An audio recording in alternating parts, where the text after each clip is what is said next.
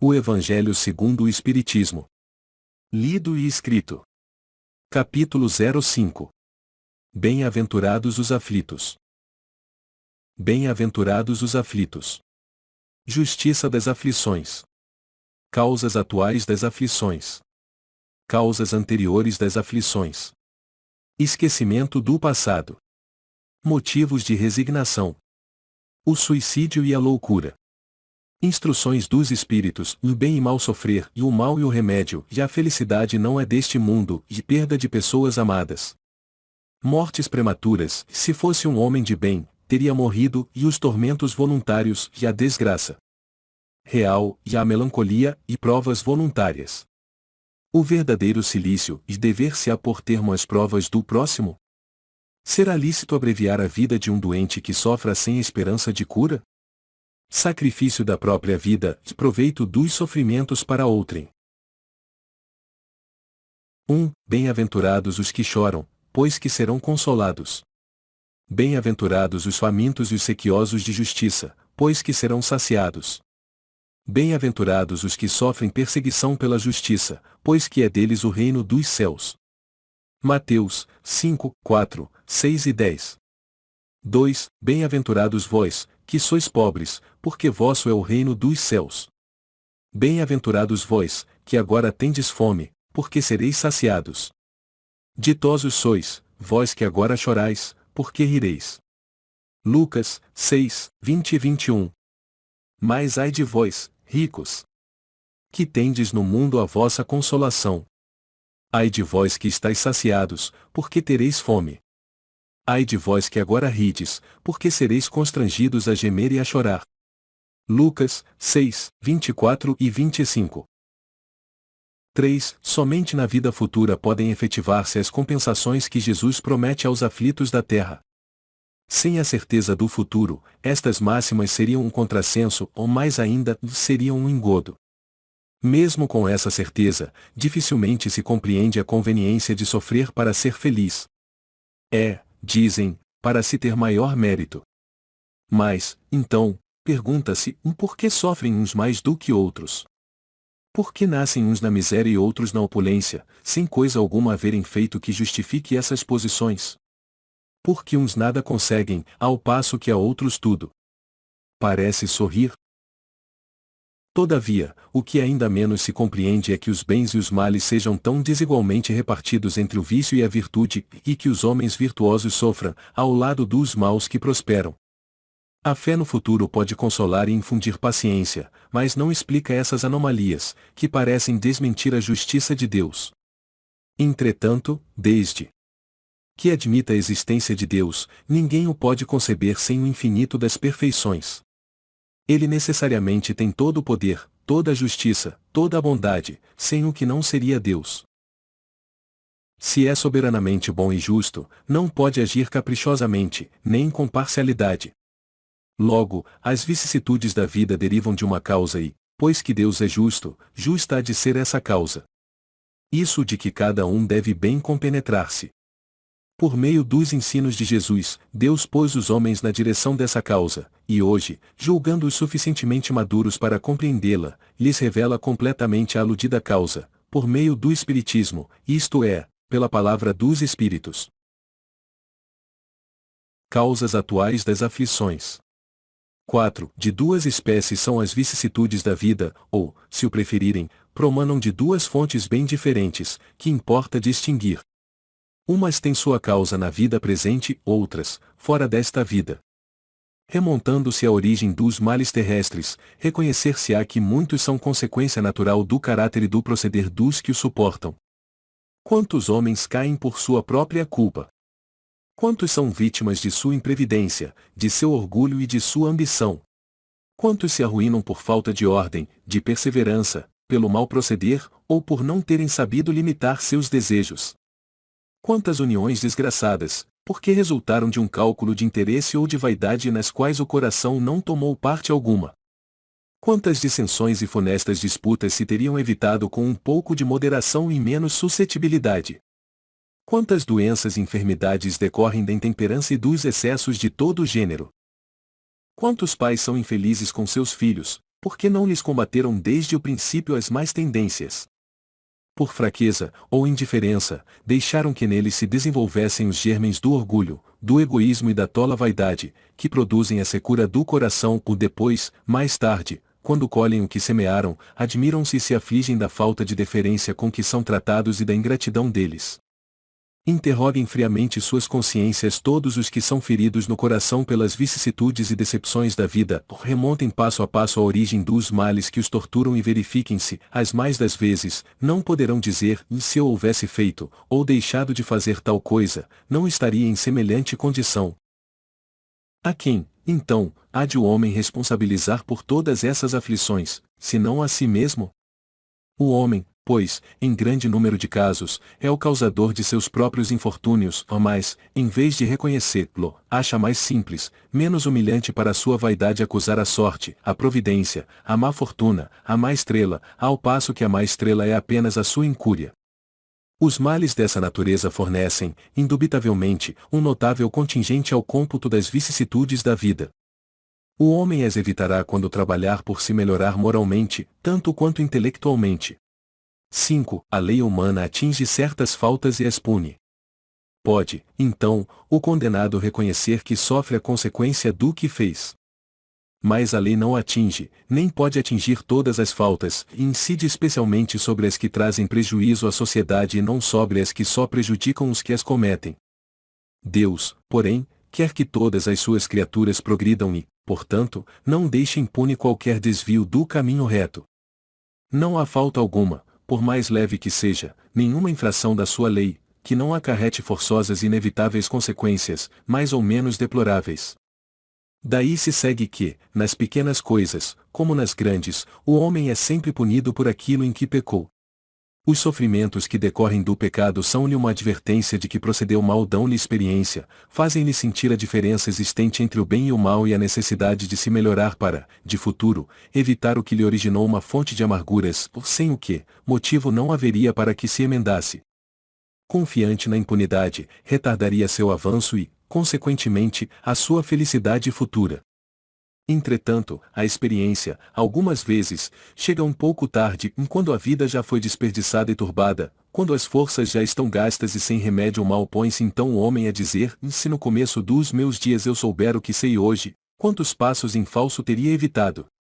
Se houvesse de recomeçar, conduzir-me-ia de outra maneira. No entanto, já não há mais tempo. Como o obreiro preguiçoso, que diz, perdi o meu dia, também ele diz, perdi a minha vida. Contudo, assim como para o obreiro o sol se levanta no dia seguinte, permitindo-lhe neste reparar o tempo perdido, também para o homem, após a noite do túmulo, brilhará o sol de uma nova vida, em que lhe será possível aproveitar a experiência do passado e suas boas resoluções para o futuro. Causas anteriores das aflições. 6. Mas se há males nesta vida cuja causa primária é o homem, outros há também aos quais, pelo menos na aparência, ele é completamente estranho e que parecem atingi-lo como por fatalidade. Tal, por exemplo, a perda de entes queridos e a dos que são o amparo da família. Tais, ainda, os acidentes que nenhuma previsão poderia impedir, os reveses da fortuna, que frustram todas as precauções aconselhadas pela prudência, os flagelos naturais, as enfermidades de nascença, sobretudo as que tiram a tantos infelizes os meios de ganhar a vida pelo trabalho, as deformidades, a idiotia, o cretinismo, etc. Os que nascem nessas condições, certamente nada hão feito na existência atual para merecer, sem compensação, tão triste sorte, que não podiam evitar, que são impotentes para mudar por si mesmos e que os põem à mercê da comiseração pública. Por que, pois, seres tão desgraçados, enquanto, ao lado deles, sob o mesmo teto, na mesma família, outros são favorecidos de todos os modos? Que dizer, enfim, dessas crianças que morrem em tenra idade e da vida só conheceram sofrimentos? Problemas são esses que ainda nenhuma filosofia pôde resolver, anomalias que nenhuma religião pôde justificar e que seriam a negação da bondade, da justiça e da providência de Deus, se verificasse a hipótese de ser criada a alma ao mesmo tempo que o corpo e de estar a sua sorte irrevogavelmente determinada após a permanência de alguns instantes na terra. Que fizeram essas almas, que acabam de sair das mãos do Criador, para que se vissem, neste mundo, abraços com tantas misérias e para merecerem no futuro uma recompensa ou uma punição qualquer, visto que não hão podido praticar nem o bem, nem o mal. Todavia, por virtude do axioma segundo o qual todo efeito tem uma causa, tais misérias são efeitos que hão de ter uma causa e, desde que se admita um Deus justo, essa causa também há de ser justa. Ora, ao efeito precedendo sempre a causa, se esta não se encontra na vida atual, há de ser anterior a essa vida, isto é, há de estar numa existência precedente.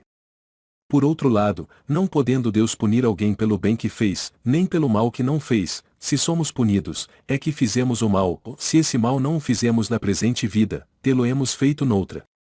É uma alternativa a que ninguém pode fugir e em que a lógica decide de que parte se acha a justiça de Deus.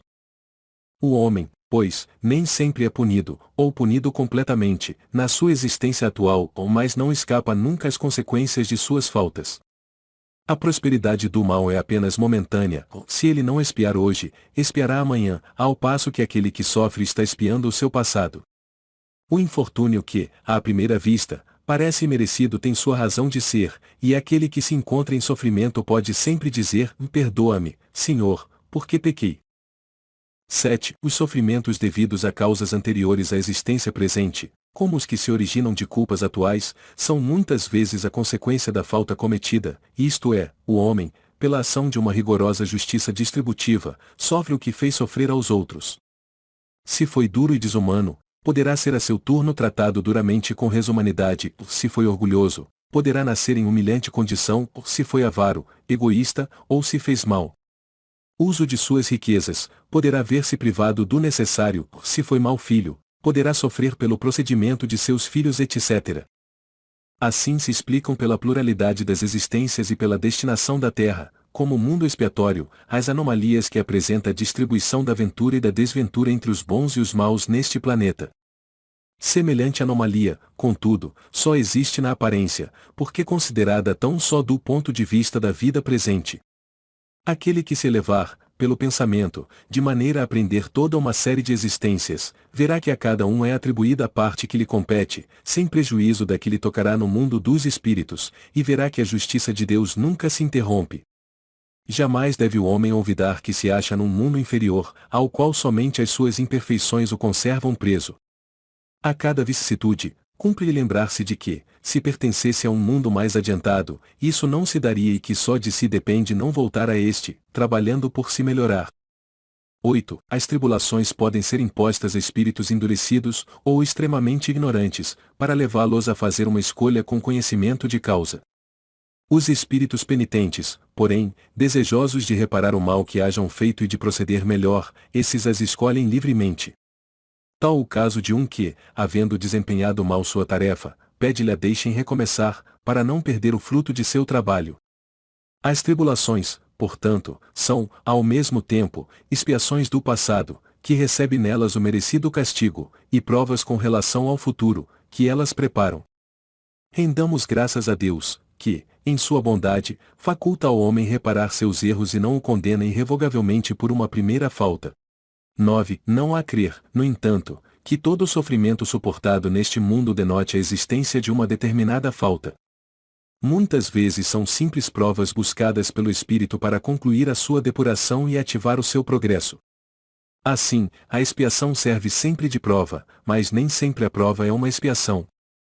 Provas e expiações, todavia, são sempre sinais de relativa inferioridade, porquanto o que é perfeito não precisa ser provado. Pode, pois, um espírito haver chegado a certo grau de elevação e, nada obstante, desejoso de adiantar-se mais, solicitar uma missão, uma tarefa a executar, pela qual tanto mais recompensado será, se sair vitorioso, quanto mais rude haja sido a luta. Tais são, especialmente, essas pessoas de instintos naturalmente bons, de alma elevada, de nobres sentimentos inatos, que parece nada de mal haverem trazido de suas precedentes existências e que sofrem, com resignação toda cristã, as maiores dores, somente pedindo a Deus que as possam suportar sem murmurar. Pode-se, ao contrário, considerar como expiações as aflições que provocam queixas e impelem o homem à revolta contra Deus. Sem dúvida, o sofrimento que não provoca queixumes pode ser uma expiação, mas é indício de que foi buscada voluntariamente, antes que imposta, e constitui prova de forte resolução, o que é sinal de progresso. 10. Os espíritos não podem aspirar à completa felicidade, até que não se tenham tornado puros, qualquer mácula lhes interdita a entrada nos mundos ditosos. São como os passageiros de um navio onde apestosos, aos quais se veda o acesso à cidade a que aportem, até que se hajam expurgado. Mediante as diversas existências corpóreas é que os espíritos se vão expungindo, pouco a pouco, de suas imperfeições. As provações da vida os fazem adiantar-se, quando bem suportadas. Como expiações, elas apagam as faltas e purificam. São o remédio que limpa as chagas e cura o doente. Quanto mais grave é o mal, tanto mais enérgico deve ser o remédio. Aquele, pois, que muito sofre deve reconhecer que muito tinha a expiar e deve regozijar-se à ideia da sua próxima cura. Dele depende, pela resignação, tornar proveitoso o seu sofrimento e não lhe estragar o fruto com as suas impaciências, visto que, do contrário, terá de recomeçar. Esquecimento do passado. 11. Em vão se objeta que o esquecimento constitui obstáculo a que se possa aproveitar da experiência de vidas anteriores. Havendo Deus entendido de lançar um véu sobre o passado, é que há nisso vantagem. Com efeito, a lembrança traria gravíssimos inconvenientes. Poderia, em certos casos, humilhar-nos singularmente, ou, então, exaltar-nos o orgulho e, assim, entravar o nosso livre-arbítrio. Em todas as circunstâncias, acarretaria inevitável perturbação nas relações sociais. Frequentemente, o espírito renasce no mesmo meio em que já viveu, estabelecendo de novo relações com as mesmas pessoas, a fim de reparar o mal que lhes haja feito. Se reconhecesse nelas as a quem odiara, quiçá o ódio se lhe despertaria outra vez no íntimo. De todo modo, ele se sentiria humilhado em presença daquelas a quem houvesse ofendido. Para nos melhorarmos, outorgou-nos Deus, precisamente, o de que necessitamos e nos basta, a voz da consciência e as tendências instintivas. Priva-nos do que nos seria prejudicial. Ao nascer, traz o homem consigo o que adquiriu, nasce qual se fez, e em cada existência, tem um novo ponto de partida. Pouco lhe importa saber o que foi antes e se vê punido, é que praticou o mal. Suas atuais tendências mais indicam o que lhe resta corrigir em si próprio e é nisso que deve concentrar-se toda a sua atenção, porquanto, daquilo de que se haja corrigido completamente, nenhum traço mais conservará. As boas resoluções que tomou são a voz da consciência, advertindo-o do que é bem e do que é mal e dando-lhe forças para resistir às tentações. Aliás, o esquecimento ocorre apenas durante a vida corpórea. Volvendo à vida espiritual, readquire o espírito a lembrança do passado, ou nada mais há, portanto, do que uma interrupção temporária, semelhante à que se dá na vida terrestre durante o sono, a qual não obsta que, no dia seguinte, nos recordemos do que tenhamos feito na véspera e nos dias precedentes. E não é somente após a morte que o espírito recobra a lembrança do passado. Pode dizer-se que jamais a perde, pois que, como a experiência o demonstra, mesmo encarnado, adormecido o corpo, ocasião em que goza de certa liberdade, o espírito tem consciência de seus atos anteriores, sabe por que sofre e que sofre com justiça. A lembrança unicamente se apaga no curso da vida exterior, da vida de relação, mas na falta de uma recordação exata, que lhe poderia ser penosa e prejudicá-lo nas suas relações sociais, forças novas aure-lhe nesses instantes de emancipação da alma, se os sabe aproveitar. Motivos de resignação. 12. Por estas palavras, bem-aventurados os aflitos, pois que serão consolados. Jesus aponta a compensação que hão de ter os que sofrem e a resignação que leva o padecente a bendizer do sofrimento, como prelúdio da cura. Também podem essas palavras ser traduzidas assim: e deveis considerar-vos felizes por sofrerdes, visto que as dores deste mundo são o pagamento da dívida que as vossas passadas faltas vos fizeram contrair, ou suportadas pacientemente na terra, essas dores vos poupam séculos de sofrimentos na vida futura. Deveis, pois, sentir-vos felizes por reduzir Deus a vossa dívida, permitindo que a saudeis agora, o que vos garantirá a tranquilidade no porvir. O homem que sofre assemelha-se a um devedor de avultada soma, a quem o credor diz: e se me pagares hoje mesmo a 100ª parte do teu débito, quitar-te-ei do restante e ficarás livre, e se o não fizeres, atormentar-te-ei, até que pagues a última parcela. Não se sentiria feliz o devedor por suportar toda espécie de privações para se libertar, pagando apenas a 100ª parte do que deve? Em vez de se queixar do seu credor, não lhe ficará agradecido? Tal o sentido das palavras: bem-aventurados os aflitos, pois que serão consolados. São ditosos porque se quitam e porque, depois de se haverem quitado, estarão livres. Se, porém, o homem, ao quitar-se de um lado, endivida-se de outro, jamais poderá alcançar a sua libertação. Ora, cada nova falta aumenta a dívida, porquanto nenhuma há, qualquer que ela seja, que não acarrete forçosa e inevitavelmente uma punição. Se não for hoje, será amanhã, ou se não for na vida atual, será noutra. Entre essas faltas, cumpre-se coloque na primeira afiada a carência de submissão à vontade de Deus. Logo, se murmurarmos nas aflições, se não as aceitarmos com resignação e como algo que devemos ter merecido, se acusarmos a Deus de ser injusto, nova dívida contraímos, que nos faz perder o fruto que devíamos colher do sofrimento. É por isso que teremos de recomeçar, absolutamente como se, a um credor que nos atormente, pagássemos uma cota e a tomássemos de novo por empréstimo. Ao entrar no mundo dos espíritos, o homem ainda está como o operário que comparece no dia do pagamento. A uns dirá o Senhor: aqui tens a paga dos teus dias de trabalho, ou a outros, aos venturosos da terra, aos que hajam vivido na ociosidade, que tiverem feito consistir a sua felicidade nas satisfações do amor próprio e nos gozos mundanos, e nada vos toca, pois que recebestes na terra o vosso salário. Ide e recomeçai a tarefa. 13. O homem pode suavizar ou aumentar o amargor de suas provas, conforme o modo por que encare a vida terrena. Tanto mais sofre ele, quanto mais longa se lhe afigura a duração do sofrimento. Ora, aquele que encara pelo prisma da vida espiritual apanha, num golpe de vista, a vida corpórea. Ele a vê como um ponto no infinito, compreende-lhe a corteza e reconhece que esse penoso momento terá presto passado. A certeza de um próximo futuro mais ditoso o sustenta e anima e, longe de se queixar, agradece ao céu as dores que o fazem avançar. Contrariamente, para aquele que apenas vê a vida corpórea, interminável lhe parece esta, e a dor oprime com todo o seu peso. Daquela maneira de considerar a vida, resulta ser diminuída a importância das coisas deste mundo, e sentir-se compelido o homem a moderar seus desejos, a contentar-se com a sua posição, sem invejar a dos outros, a receber atenuada a impressão dos reveses e das decepções que experimente. Daí tira ele uma calma e uma resignação tão úteis à saúde do corpo quanto à da alma, ao passo que, com a inveja, o ciúme e a ambição, voluntariamente se condena à tortura e aumenta as misérias e as angústias da sua curta existência. O suicídio e a loucura. 14. A calma e a resignação auridas da maneira de considerar a vida terrestre e da confiança no futuro dão ao espírito uma serenidade que é o melhor preservativo contra a loucura e o suicídio. Com efeito, é certo que a maioria dos casos de loucura se deve à comoção produzida pelas vicissitudes que o homem não tem a coragem de suportar.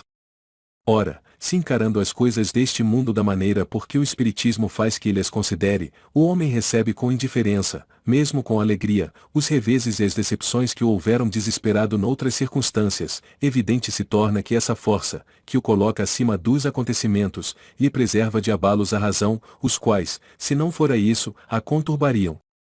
15. O mesmo ocorre com o suicídio. Postos de lado os que se dão em estado de embriaguez e de loucura, aos quais se pode chamar de inconscientes, é incontestável que tem ele sempre por causa um descontentamento, quaisquer que sejam os motivos particulares que se lhe apontem. Ora, aquele que está certo de que só é desventurado por um dia e que melhores serão os dias que hão de vir, enche-se facilmente de paciência. Só se desespera quando nenhum termo divisa para os seus sofrimentos. E que é a vida humana, com relação à eternidade, se não bem menos que um dia. Mas para o que não crê na eternidade e julga que com a vida tudo se acaba, se os infortúnios e as aflições o acabrunham, unicamente na morte vê uma solução para as suas amarguras. Nada esperando, acha muito natural, muito lógico mesmo, abreviar pelo suicídio as suas misérias. 16. A incredulidade, a simples dúvida sobre o futuro, as ideias materialistas, numa palavra, são os maiores incitantes ao suicídio, ocasionam a covardia moral. Quando homens de ciência, apoiados na autoridade do seu saber, se esforçam por provar aos que os ouvem ou leem que estes nada têm a esperar depois da morte, não estão de fato levando-os a deduzir que, se são desgraçados, coisa melhor não lhes resta senão se matarem. Que lhes poderiam dizer para desviá-los dessa consequência? Que compensação lhes podem oferecer? Que esperança lhes podem dar? Nenhuma, a não ser o nada. Daí se deve concluir que, se o nada é o único remédio heróico, a única perspectiva, mais vale buscá-lo imediatamente e não mais tarde, para sofrer por menos tempo. A propagação das doutrinas materialistas, pois, o veneno que inocula a ideia do suicídio na maioria dos que se suicidam, e os que se constituem apóstolos de semelhantes doutrinas assumem tremenda responsabilidade. Com o Espiritismo, tornada impossível a dúvida, muda o aspecto da vida. O crente sabe que a existência se prolonga indefinidamente para lá do túmulo, mas em condições muito diversas, ou donde a paciência e a resignação que o afastam muito naturalmente de pensar no suicídio, ou donde, em suma, a coragem moral. 17. O Espiritismo ainda produz, sob esse aspecto, outro resultado igualmente positivo e talvez mais decisivo. Apresenta-nos os próprios suicidas a informar-nos da situação desgraçada em que se encontram e a provar que ninguém viola impunemente a lei de Deus, que proíbe ao homem encurtar a sua vida. Entre os suicidas, alguns a cujos sofrimentos, nem por serem temporários e não eternos, não são menos terríveis e de natureza a fazer refletir os que porventura pensam em daqui sair, antes que Deus o haja ordenado. O espírita tem, assim, vários motivos a contrapor a ideia do suicídio à certeza de uma vida futura, em que, sábio ele, será tanto mais ditoso, quanto mais inditoso e resignado haja sido na terra, ou à certeza de que, abreviando seus dias, chega, precisamente, a resultado oposto ao que esperava, que se liberta de um mal, para incorrer num mal pior, mais longo e mais terrível, que se engana, imaginando que, com o matar-se, vai mais depressa para o céu, que o suicídio é um obstáculo aqui no outro mundo ele se reúna aos que foram objeto de suas afeições e aos quais esperava encontrar, ou donde a consequência de que o suicídio, só lhe trazendo decepções, é contrário aos seus próprios interesses.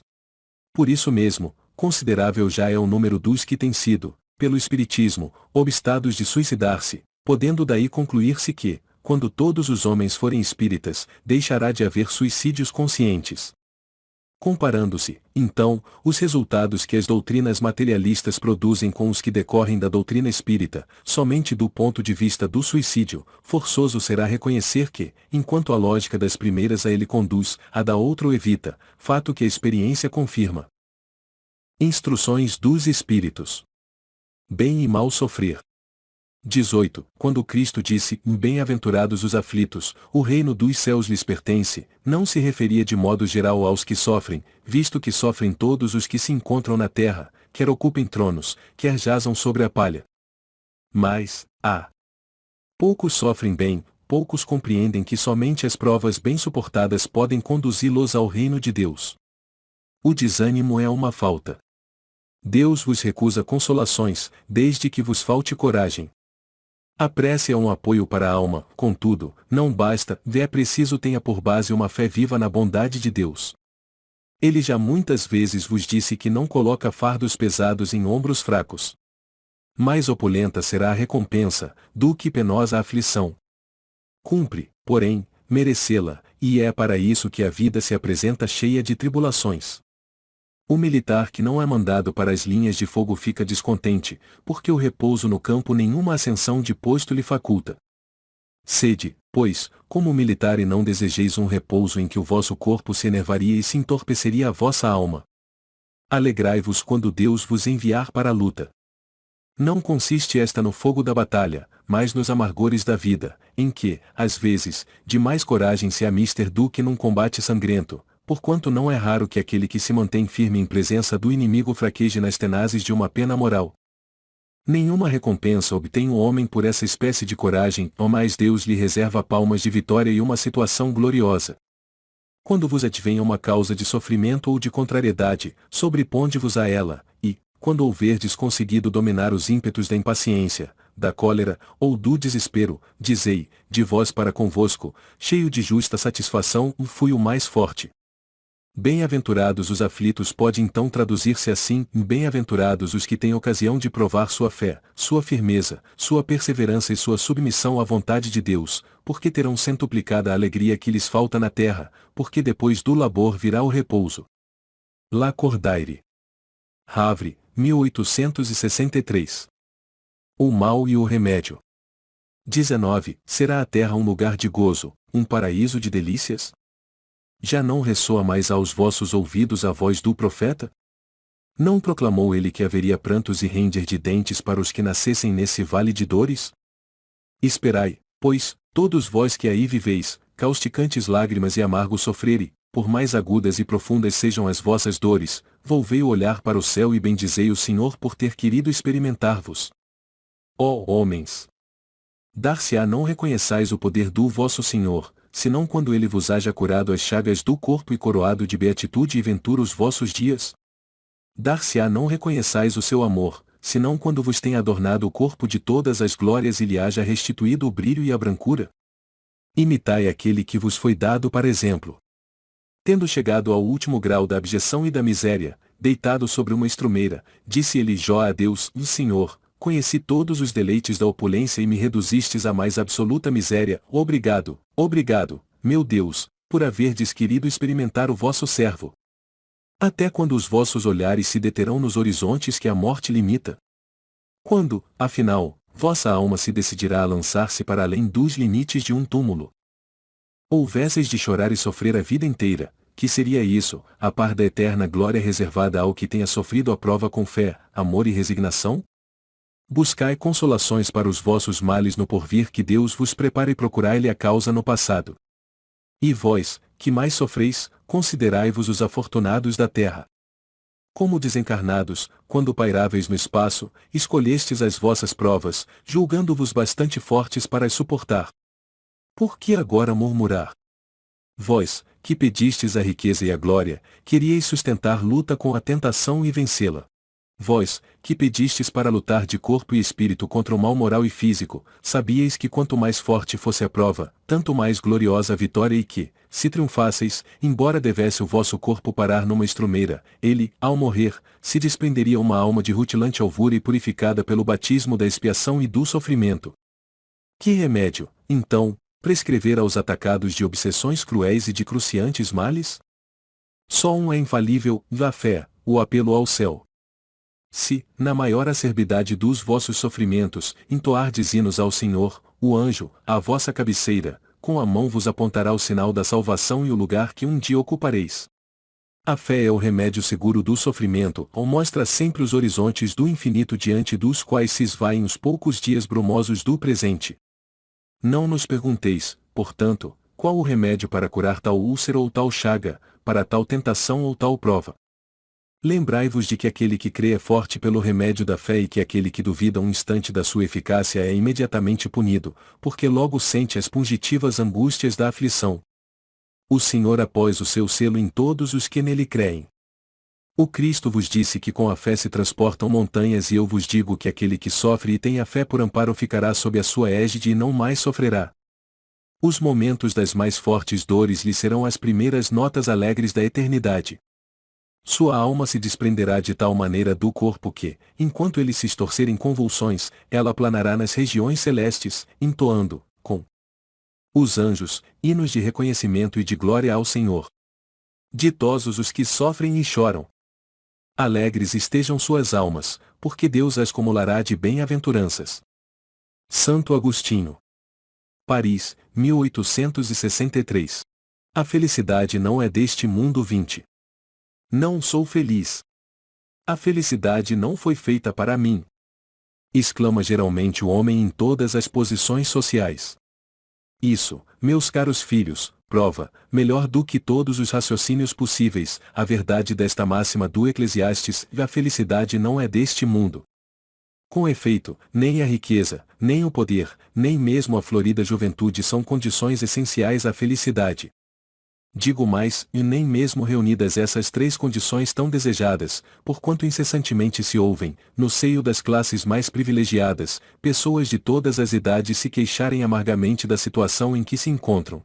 Diante de tal fato, é inconcebível que as classes laboriosas e militantes invejem com tanta ânsia a posição das que parecem favorecidas da fortuna. Neste mundo, por mais que faça, cada um tem a sua parte de labor e de miséria, sua cota de sofrimentos e de decepções, donde facilmente se chega à conclusão de que a terra é lugar de provas e de expiações. Assim, Pois, os que pregam que ela é a única morada do homem e que somente nela e numa só existência é que lhe cumpre alcançar o mais alto grau das felicidades que a sua natureza comporta, iludem-se e enganam os que os escutam, visto que demonstrado está, por experiência arquissecular, que só excepcionalmente este globo apresenta as condições necessárias à completa felicidade do indivíduo. Em tese geral pode afirmar-se que a felicidade é uma utopia cuja conquista as gerações se lançam sucessivamente, sem jamais lograrem alcançá-la. Se o homem ajuizado é uma raridade neste mundo, o homem absolutamente feliz jamais foi encontrado. Em que consiste a felicidade na terra é coisa tão efêmera para aquele que não tem a guiá-lo à ponderação, que, por um ano, um mês, uma semana de satisfação completa, todo o resto da existência é uma série de amarguras e decepções. E notai, meus caros filhos, que falo dos venturosos da terra, dos que são invejados pela multidão. Conseguintemente, se a morada terrena são peculiares as provas e a expiação, forçoso é se admita que, algures, moradas a mais favorecidas, onde o espírito, conquanto aprisionado ainda numa carne material, possui em toda a plenitude os gozos inerentes à vida humana. Tal a razão por que Deus semeou, no vosso turbilhão, esses belos planetas superiores para os quais os vossos esforços e as vossas tendências vos farão gravitar um dia, quando vos achardes suficientemente purificados e aperfeiçoados. Todavia, não deduzais das minhas palavras que a terra esteja destinada para sempre a ser uma penitenciária. Não, certamente. Dos progressos já realizados, podeis facilmente deduzir os progressos futuros, e dos melhoramentos sociais conseguidos, novos e mais fecundos melhoramentos. Essa tarefa imensa cuja execução cabe à nova doutrina que os Espíritos vos revelaram. Assim, pois, meus queridos filhos, que uma santa emulação vos anime e que cada um de vós se despoje do homem velho. Deveis todos consagrar-vos à propagação desse espiritismo que já deu começo à vossa própria regeneração. Corre-vos o dever de fazer que os vossos irmãos participem dos raios da sagrada luz. Mãos, portanto, à obra, meus muito queridos filhos. Que nesta reunião solene todos os vossos corações aspirem a esse grandioso objetivo de preparar para as gerações por vindouras um mundo no qual já não seja vã a palavra felicidade. François-Nicolas Madeleine, Cardeal Morlot. Paris, 1863. Perda de pessoas amadas. Mortes prematuras. 21. Quando a morte ceifa nas vossas famílias, arrebatando, sem restrições, os mais moços antes dos velhos, costumais dizer: Deus não é justo, pois sacrifica um que está forte e tem grande futuro e conserva os que já viveram longos anos, cheios de decepções, pois leva os que são úteis e deixa os que para nada mais servem, pois despedaça o coração de uma mãe, privando-a da inocente criatura que era toda a sua alegria. Humanos, é nesse ponto que precisais elevar-vos acima do terra da vida, para compreenderdes que o bem, muitas vezes, está onde julgais ver o mal, a sábia previdência onde pensais divisar a cega fatalidade do destino. Por que haveis de avaliar a justiça divina pela vossa? Podeis supor que o Senhor dos mundos se aplique, por mero capricho, a vos infligir penas cruéis? Nada se faz sem um fim inteligente e, seja o que for que aconteça, tudo tem a sua razão de ser. Se perscrutasseis melhor todas as dores que vos advêm, nelas encontraríeis sempre a razão divina, razão regeneradora, e os vossos miseráveis interesses se tornariam de tão secundária consideração, que os atiraríeis para o último plano. Crede-me, a morte é preferível, numa encarnação de 20 anos, a esses vergonhosos desregramentos que pungem famílias respeitáveis, dilaceram corações de mães e fazem que antes do tempo embranqueçam os cabelos dos pais. Frequentemente, a morte prematura é um grande benefício que Deus concede àquele que se vai e que assim se preserva das misérias da vida, ou das seduções que talvez lhe acarretassem a perda.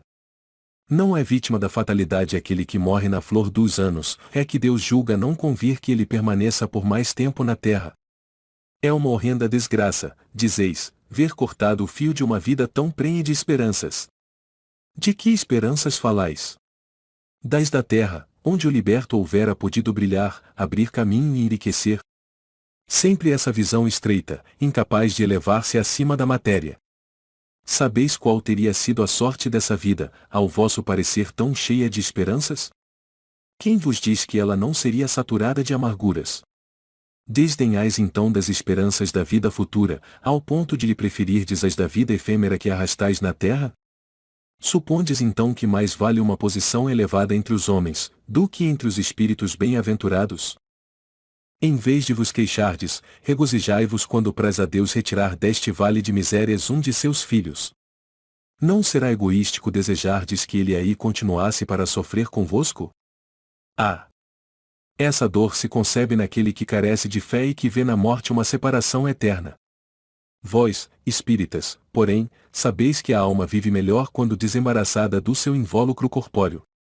Mães, sabei que vossos filhos bem-amados estão perto de vós, sim, estão muito perto, seus corpos fluídicos vos envolvem, seus pensamentos vos protegem, a lembrança que deles guardais os transporta de alegria, mas também as vossas dores desarrazoadas os afligem, porque denotam falta de fé e exprimem uma revolta contra a vontade de Deus.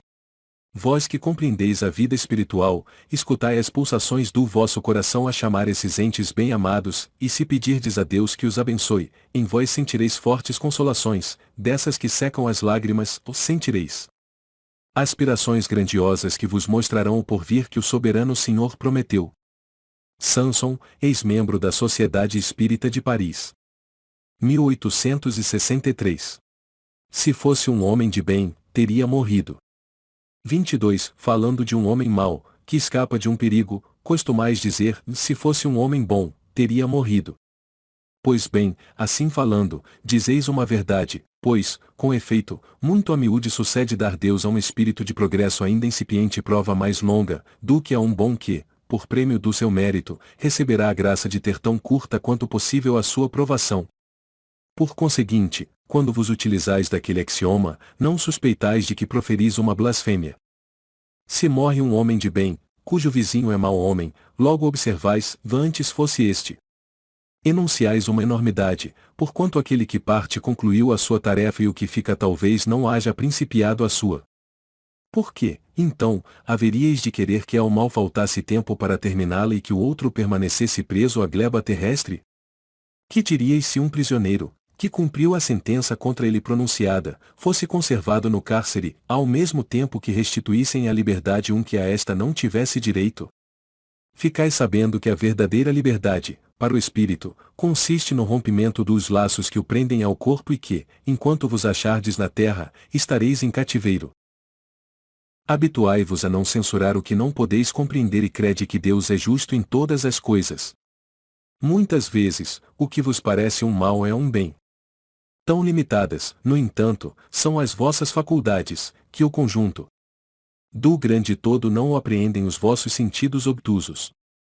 Esforçai-vos por sair, pelo pensamento, da vossa acanhada esfera e, à medida que vos elevardes, diminuirá para vós a importância da vida material que, nesse caso, se vos apresentará como simples incidente, no curso infinito da vossa existência espiritual, única existência verdadeira. Fénelon.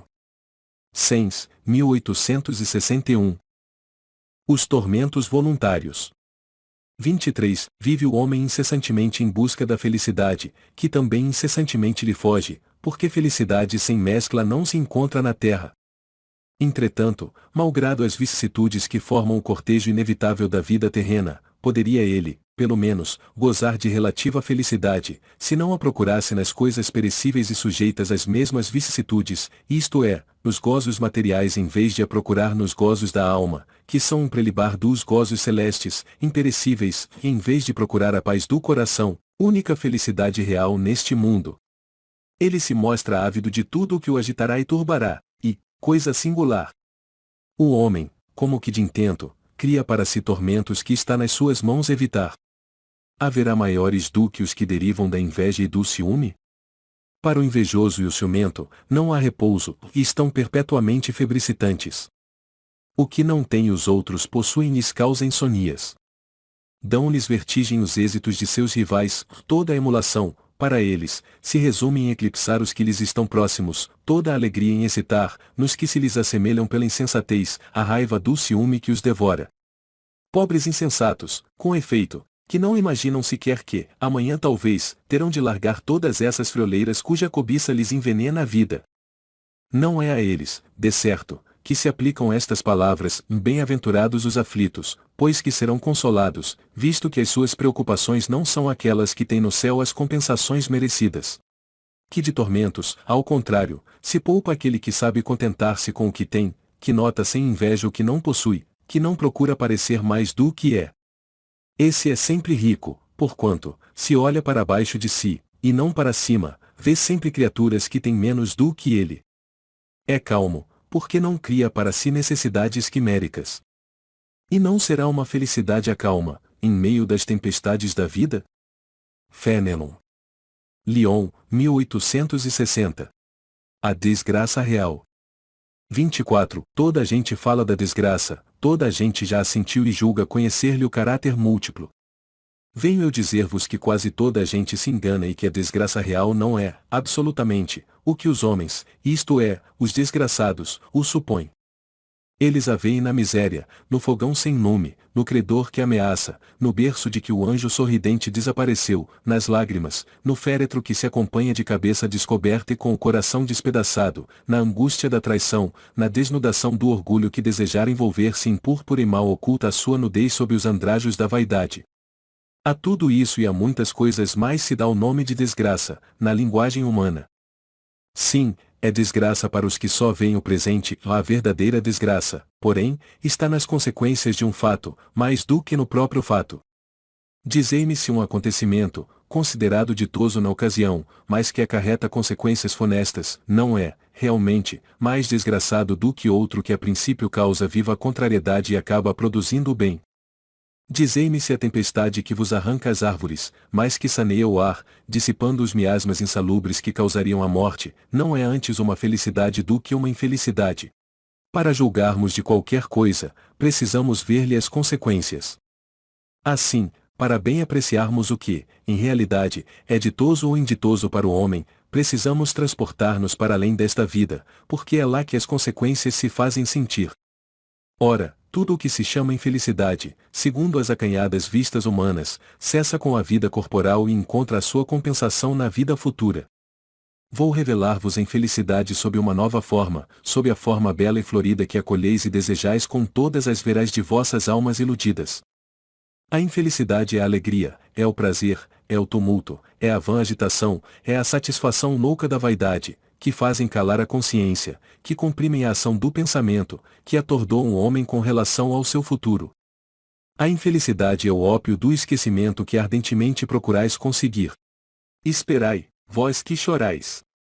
Tremei, vós que rides, pois que o vosso corpo está satisfeito. A Deus não se engana ou não se foge ao destino, e as provações, credoras mais impiedosas do que a matilha que a miséria desencadeia, vos espreitam o repouso ilusório para vos imergir de súbito na agonia da verdadeira infelicidade, daquela que surpreende a alma amolentada pela indiferença e pelo egoísmo. Que, pois, o Espiritismo vos esclareça e recoloque, para vós, sob verdadeiros prismas, a verdade e o erro, tão singularmente deformados pela vossa cegueira. Agireis então como bravos soldados que, longe de fugirem ao perigo, preferem as lutas dos combates arriscados à paz que lhes não pode dar glória, nem promoção. Que importa ao soldado perder na refrega armas, bagagens e uniforme, desde que saia vencedor e com glória? Que importa ao que tem fé no futuro deixar no campo de batalha da vida a riqueza e o manto de carne, contanto que sua alma entre gloriosa no reino celeste? Delfina de Girardin. Paris, 1861. A melancolia. 25. Sabeis por que, às vezes, uma vaga tristeza se apodera dos vossos corações e vos leva a considerar amarga a vida? É que vosso espírito, aspirando à felicidade e à liberdade, se esgota, jungido ao corpo que lhe serve de prisão, em vãos esforços para sair dele. Reconhecendo inúteis esses esforços, cai no desânimo e, como o corpo lhe sofre a influência, toma-vos a lassidão, o abatimento, uma espécie de apatia, e vos julgais infelizes. Crede-me, resisti com energia a essas impressões que vos enfraquecem a vontade. São inatas no espírito de todos os homens as aspirações por uma vida melhor, mas não as busqueis neste mundo e, agora, quando Deus vos envia os espíritos que lhe pertencem, para vos instruírem acerca da felicidade que ele vos reserva, aguardai pacientemente o anjo da libertação, para vos ajudar a romper os liames que vos mantém cativo o espírito. Lembrai-vos de que, durante o vosso degredo na terra, tendes de desempenhar uma missão de que não suspeitais, quer dedicando-vos à vossa família, quer cumprindo as diversas obrigações que Deus vos confiou. se, no curso desse degredo e provação, exonerando-vos dos vossos encargos, sobre vós desabarem os cuidados, as inquietações e tribulações, sede fortes e corajosos para os suportar. Afrontai-os resolutos. Duram pouco e vos conduzirão à companhia dos amigos por quem chorais e que, jubilosos por ver-vos de novo entre eles, vos estenderão os braços, a fim de guiar-vos a uma região inacessível às aflições da terra. François de Geneve. Bordeaux. Provas voluntárias. O verdadeiro cilício. 26. Perguntais se é lícito ao homem abrandar suas próprias provas. Essa questão equivale a esta outra: é lícito, aquele que se afoga, cuidar de salvar-se? Aquele em quem um espinho entrou, retirá-lo? Ao que está doente, chamar o médico? As provas têm por fim exercitar a inteligência, tanto quanto a paciência e a resignação. Pode dar-se que um homem nasça em posição penosa e difícil, precisamente para se ver obrigado a procurar meios de vencer as dificuldades. O mérito consiste em sofrer, sem murmurar, as consequências dos males que lhe não seja possível evitar, em perseverar na luta, em se não desesperar, se não é bem-sucedido ou nunca, porém, numa negligência que seria mais preguiça do que virtude. Essa questão dá lugar naturalmente a outra. Pois, se Jesus disse, bem-aventurados os aflitos, haverá mérito em procurar alguém, aflições que lhe agravem as provas, por meio de sofrimentos voluntários? A isso responderei muito positivamente, sim, há grande mérito quando os sofrimentos e as privações objetivam o bem do próximo, porquanto é a caridade pelo sacrifício, ou não, quando os sofrimentos e as privações somente objetivam o bem daquele que a si mesmo as inflige, porque aí só há egoísmo por fanatismo. Grande distinção cumpre aqui se faça, e pelo que vos respeita pessoalmente, contentai-vos com as provas que Deus vos manda e não lhes aumenteis o volume, já de si por vezes tão pesado, aceitá-las sem queixumes e com fé, eis tudo o que de vós exige Ele. Não enfraqueçais o vosso corpo com privações inúteis e macerações sem objetivo, pois que necessitais de todas as vossas forças para cumprirdes a vossa missão de trabalhar na terra. Torturar e martirizar voluntariamente o vosso corpo é contravir a lei de Deus, que vos dá meios de o sustentar e fortalecer. Enfraquecê-lo sem necessidade é um verdadeiro suicídio. Usai, mas não abuseis, tal a lei. O abuso das melhores coisas tem a sua punição nas inevitáveis consequências que acarreta. Muito diverso é o que ocorre, quando o homem impõe a si próprio sofrimentos para o alívio do seu próximo. Se suportardes o frio e a fome para aquecer e alimentar alguém que precise ser aquecido e alimentado, e se o vosso corpo disso se ressente, fazeis um sacrifício que Deus abençoa. Vós que deixais os vossos aposentos perfumados para irdes amansar da infecta levar a consolação, vós que sujais as mãos delicadas pensando chagas, vós que vos privais do sono para velar a cabeceira de um doente que apenas é vosso irmão em Deus, vós. Enfim, que despendeis a vossa saúde na prática das boas obras, tendes em tudo isso o vosso cilício, verdadeiro e abençoado cilício, visto que os gozos do mundo não vos secaram o coração, que não adormecestes no seio das volúpias enervantes da riqueza, antes vos constituístes anjos consoladores dos pobres deserdados. Vós, porém, que vos retirais do mundo, para lhe evitar as seduções e viver no insolamento, que utilidade tendes na terra? Onde a vossa coragem nas provações, uma vez que fugis à luta e desertais do combate? Se quereis um cilício, aplicai-o às vossas almas, e não aos vossos corpos, ou mortificai o vosso espírito, e não a vossa carne, ou fustigai o vosso orgulho, recebeis sem murmurar as humilhações, flagiciai o vosso amor próprio, ou enrijai-vos contra a dor da injúria e da calúnia, mais pungente do que a dor física. Aí tendes o verdadeiro cilício cujas feridas vos serão contadas, porque atestarão a vossa coragem e a vossa submissão à vontade de Deus. Um anjo guardião. Paris, 1863. Dever-se-á pôr termo às provas do próximo? 27. Deve alguém pôr termo às provas do seu próximo quando o possa, ou deve, para respeitar os desígnios de Deus, deixar que sigam seu curso? Já vos temos dito e repetido muitíssimas vezes que estáis nessa terra de expiação para concluirdes as vossas provas e que tudo o que vos sucede é consequência das vossas existências anteriores, são os juros da dívida que tendes de pagar. Esse pensamento, porém, provoca em certas pessoas reflexões que devem ser combatidas, devido aos funestos efeitos que poderiam determinar. Pensam alguns que, estando-se na terra para espiar, cumpre que as provas sigam seu curso. Outros mesmo, que vão até o ponto de julgar que, não só nada devem fazer para as atenuar, mas que, ao contrário, devem contribuir para que elas sejam mais proveitosas, tornando-as mais vivas. Grande erro. É certo que as vossas provas têm de seguir o curso que lhes traçou Deus, o dar-se-á, porém, conheçais esse curso? Sabeis até onde têm elas de ir e se o vosso Pai misericordioso não terá dito ao sofrimento de tal ou tal dos vossos irmãos, e não irás mais longe? Sabeis se a providência não vos escolheu, não como instrumento de suplício para agravar os sofrimentos do culpado, mas como o bálsamo da consolação para fazer cicatrizar as chagas que a sua justiça abrirá. Não digais, pois, quando virdes atingido um dos vossos irmãos, vê a justiça de Deus, importa que siga o seu curso. Dizei antes, vejamos que meios o Pai misericordioso me pôs ao alcance para suavizar o sofrimento do meu irmão. Vejamos se as minhas consolações morais, o meu amparo material ou meus conselhos poderão ajudá-lo a vencer essa prova com mais energia, paciência e resignação. Vejamos mesmo se Deus não me pôs nas mãos os meios de fazer que cesse esse sofrimento, se não deu a mim, também como prova, como expiação talvez, deter o mal e substituí-lo pela paz. Ajudai-vos, pois, sempre, mutuamente, nas vossas respectivas provações e nunca vos considereis instrumentos de tortura. Contra essa ideia deve revoltar-se todo homem de coração, principalmente todo espírita, porquanto este, melhor do que qualquer outro, deve compreender a extensão infinita da bondade de Deus. Deve o espírita estar compenetrado de que a sua vida toda tem de ser um ato de amor e de devotamento, que, faça ele o que fizer para se opor às decisões do Senhor, estas se cumprirão.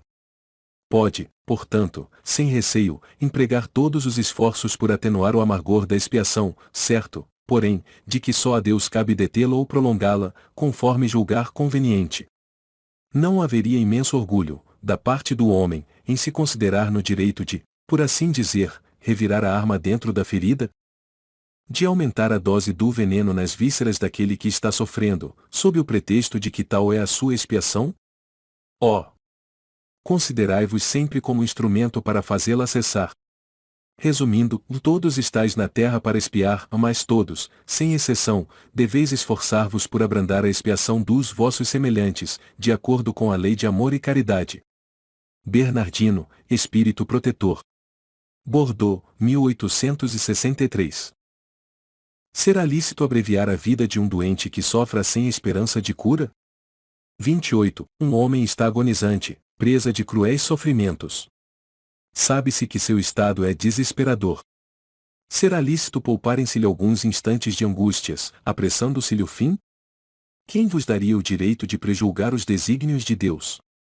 Não pode ele conduzir o homem até a borda do fosso, para daí o retirar, a fim de fazê-lo voltar a si e alimentar ideias diversas das que tinha? Ainda que haja chegado ao último extremo um moribundo, ninguém pode afirmar com segurança que lhe haja soado a hora derradeira. A ciência não se terá enganado nunca em suas previsões? Sei bem haver casos que se podem, com razão, considerar desesperadores, mas, se não há nenhuma esperança fundada de um regresso definitivo à vida e à saúde, existe a possibilidade, atestada por inúmeros exemplos, de o doente, no momento mesmo de exalar o último suspiro, reanimar-se e recobrar por alguns instantes as faculdades. Pois bem, essa hora de graça, que lhe é concedida, pode ser-lhe de grande importância. Desconheceis as reflexões que seu espírito poderá fazer nas convulsões da agonia e quantos tormentos lhe pode poupar um relâmpago de arrependimento. O materialista, que apenas vê o corpo e em nenhuma conta tem a alma, é inapto a compreender essas coisas. O espírita, porém, que já sabe o que se passa no além-túmulo, conhece o valor de um último pensamento. Minorai os derradeiros sofrimentos, quanto puderdes, mas guardai-vos de abreviar a vida, ainda que de 1 minuto, porque esse minuto pode evitar muitas lágrimas no futuro. São Luís. Paris, 1860. Sacrifício da própria vida. 29. Aquele que se acha desgostoso da vida, mas que não quer extingui-la por suas próprias mãos, será culpado se procurar a morte num campo de batalha, com o propósito de tornar útil sua morte? Que o homem se mate ele próprio, ou faça que outrem o mate, seu propósito é sempre cortar o fio da existência, por conseguinte, suicídio. intencional, se não de fato. É ilusória a ideia de que sua morte servirá para alguma coisa, e isso não passa de pretexto para colorir o ato e escusá-lo aos seus próprios olhos. Se ele desejasse seriamente servir ao seu país, cuidaria de viver para defendê-lo ou não procuraria morrer, pois que, morto, de nada mais lhe serviria. O verdadeiro devotamento consiste em não temer a morte, quando se trate de ser útil, em afrontar o perigo, em fazer, de antemão e sem pesar, o sacrifício da vida, se for necessário, ou mais buscar a morte com premeditada intenção, expondo-se a um perigo, ainda que para prestar serviço, anula o mérito da ação. São Luís. Paris, 1860. 30. Se um homem se expõe a um perigo iminente para salvar a vida a um de seus semelhantes, sabendo de antemão que sucumbirá, pode o seu ato ser considerado suicídio? Desde que no ato não entre a intenção de buscar a morte, não há suicídio, e sim, apenas, devotamento e abnegação, embora também haja a certeza de que morrerá. Mas quem pode ter essa certeza? Quem poderá dizer que a providência não reserva um inesperado meio de salvação para o momento mais crítico? Não poderia ela salvar mesmo aquele que se achasse diante da boca de um canhão? Pode muitas vezes dar-se que ela queira levar ao extremo limite a prova da resignação e, nesse caso, uma circunstância inopinada desvia o golpe fatal. São Luís. Paris, 1860. Proveito dos sofrimentos para outrem. 31. Os que aceitam resignados os sofrimentos, por submissão à vontade de Deus e tendo em vista a felicidade futura, não trabalham somente em seu próprio benefício? Poderão tornar seus sofrimentos proveitosos a outrem? Podem esses sofrimentos ser de proveito para outrem, material e materialmente se, pelo trabalho, pelas privações e pelos sacrifícios que tais criaturas se imponham, contribuem para o bem-estar material de seus semelhantes ou moralmente, pelo exemplo que elas oferecem de sua submissão à vontade de Deus. Esse exemplo do poder da fé espírita pode induzir os desgraçados à resignação e salvá-los do desespero e de suas consequências funestas para o futuro. São Luís. Paris, 1860.